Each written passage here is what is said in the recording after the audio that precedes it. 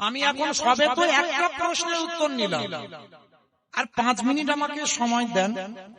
অমা তোমরা তো জানো না, ভগবানের লীলা শুনতে বসেছ, যুগল যারা যারা ভেঙে দেবে তাদের নিজ যুগল ঘরে ভেঙে যাবে। তখন যেন বলো না যে মৌমিতা বললো বলে আমাদের স্বামী স্ত্রীর ঝগড়াটা লেগে গেল। যুগলে দাঁড় করিয়ে তবে উঠবে। এইবার নারদ যেই না বাবা হাতে নিয়ে যেই না দুটো এক করেছে, সঙ্গে সঙ্গে জোড়া লেগে গেল। ও ঠাকুর কি করে হলো? বলে নারদ মনে করে দেখো ত্রেতা যুগের কথা, যেদিন ওই সীতামাকে উদ্ধার করবো বলে হনুমানের দল আর ভল্লুকের দল সাগরের সেতু নির্মাণ করবার জন্য একটা করে পাথর ফেলছে, পাথরে জলে ভাসছে। আর যার বউ চুরি হবে, যার বউ চুরি হয়েছে সে কিছু করছে না, মনে মনে ভাবছে আমাকে 2-4টে ফেলতে হবে, কিন্তু প্রমাণ করে নিতে হবে ভাসে না ডোবে। ভাই লক্ষণ কটা বাজে? 11টা বেজে গেল। বাবা কেউ যেন ভুল বুঝবেন না যে মৌমিতার টাইম জানতে চাইলো, আমি কিন্তু জানতে চাইনি। রামচন্দ্র বলল ভাই কটা বাজে? যেই না বলেছে 11টা বেজে গেছে, বলে দেখ ভাই সব একটু অলস অলস কিনা, সামনে ঘুমোচ্ছে সব।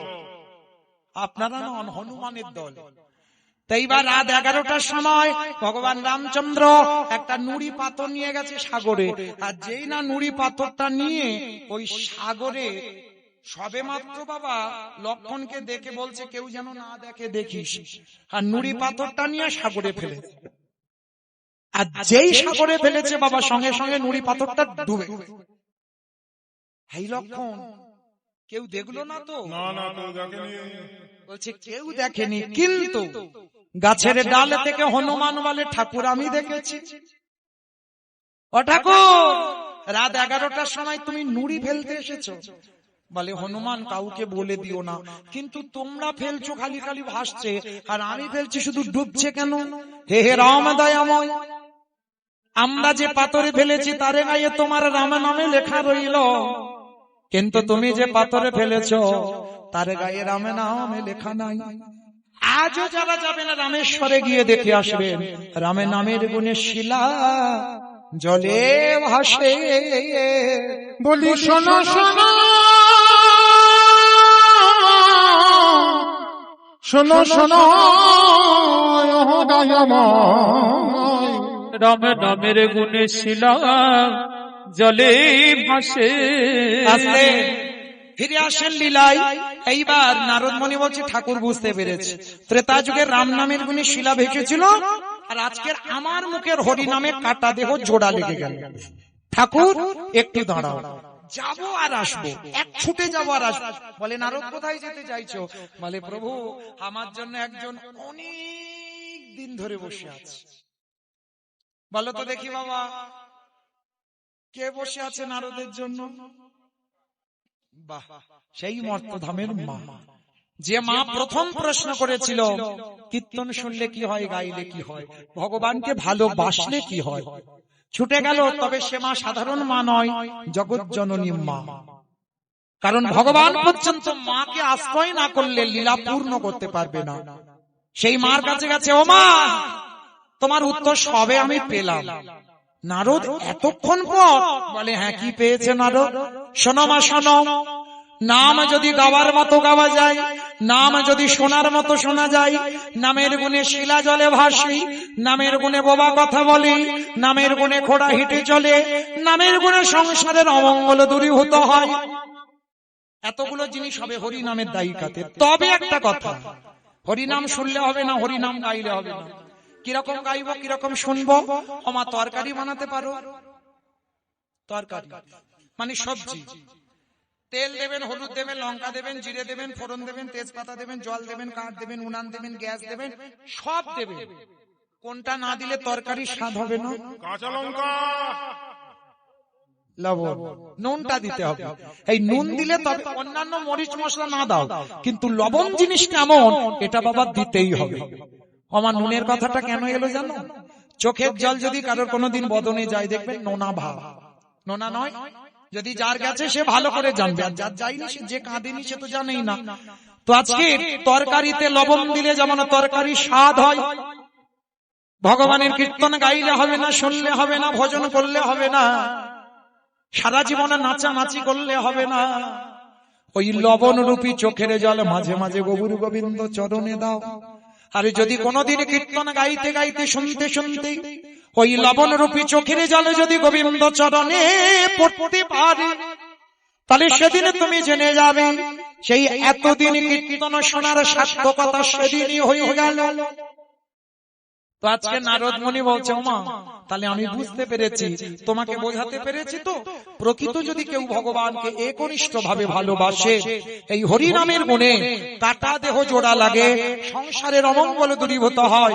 কোন মানুষ যদি প্যারালাইসিসে ধরে যায়, সে মানুষ হাঁটতে পারে।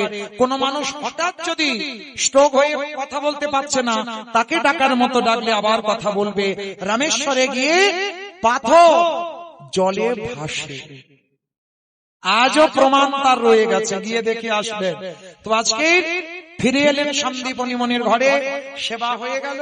সেবার পরে চারজন বৈষ্ণব বলছে, আমরা এবার আসি। দাঁড়াও, আসি মানে কি? কে তুমি? ও মা, কালকে থেকে বলছি আমি বৈষ্ণব। বৈষ্ণব আবার কি পরিচয় দেব? তুমি বৈষ্ণব? তুমি যদি বৈষ্ণব হবে, তোমার বাম চরণে দেখলাম 8টা চিহ্ন, তোমার ডান চরণে দেখলাম 11টা চিহ্ন, এই যে তোমার দুটো চরণে 19টা চিহ্ন, তোমার অঙ্গ থেকে বাইর হলো চন্দন কর্পূরের গন্ধ, তুমি কথা বলতে গিয়ে বাইর হলো ননির গন্ধ। বলো তুমি কে? আরে বাবা, তুমি বিশ্বাস করো আমি অন্য কেউ নয়, আমি একটা সাধারণ বৈষ্ণব। আবার বলে বৈষ্ণব। আমার ছেলেটা মরে গিয়েছিল, আমি কি তোমার পা ধরে কেঁদেছিলাম বাঁচাও গো বাঁচাও গো? বলিনি তো। তাহলে বাঁচাতে বলিনি, আমার ছেলেটাকে বাঁচালে কেন? ও মা, ছেলেটা মরে গেল, কান্নাকাটি করবে, ওই জন্য বাঁচালাম। ঠিক আছে বাবা, কান মুলছি নাক মুলছি, জীবনে আর ভুল করব না, আমি আসি। দাঁড়াও, পরিচয়টা দাও। এসেছো নিজের ইচ্ছায়, যাবে আমার ইচ্ছায়। নারদ মুনি ঠেলা দিয়ে বলছে, দয়াময় তুমি তো ভক্তকে কৃপা করবে বলে এসেছো, তাহলে এরকম করছো কেন? দেখাও তোমার স্বরূপ, দেখাও। আমি ওই রূপ বড়, ওই রূপ বড় ভালোবাসি, দেখাও তোমার স্বরূপ দেখাও। ভগবান বলছে, নারদ আমি দেখাবো বলেই তো এসেছি। ব্রহ্মা বিষ্ণু মহেশ্বর আজকে নিজ রূপ ধরলো। মহামায়া মানে সন্দীপনী মানে স্ত্রী ছুটে এসেছে, প্রভু আমি ঠিক চিনেছি তোমায়। আমার মরা ছেলে যখন বাঁচালে, আমার বটুকে যখন ফিরিয়ে দিলে, এবার তুমি কৃপা করে আমার দরজায় একবার যুগল রূপে দেখা দাও। সন্দীপনী মণি আর তার সন্তান বটু আর মা মহামায়া নয়ন জলে যখন বুক ভাসালো, আজকের ভগবান নারদকে বলছে, নারদ আজকের আমি লীলা করে কি শিক্ষা দিলাম জানো?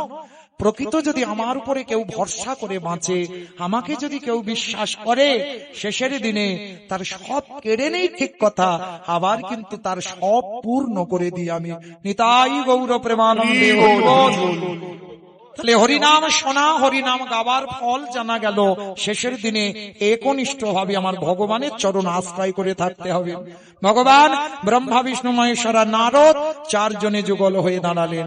শ্যামের বামে, শ্যামের বামে, শ্যামের বামে দাঁড়াইল নবীন কিশোরী গো। ও শ্যামের বামে দাঁড়াইল নবীন কিশোরী, শ্যামের বামে দাঁড়াইল নবীন কিশোরী গো। শ্যামের বামে দাঁড়াইল নবীন কিশোরী।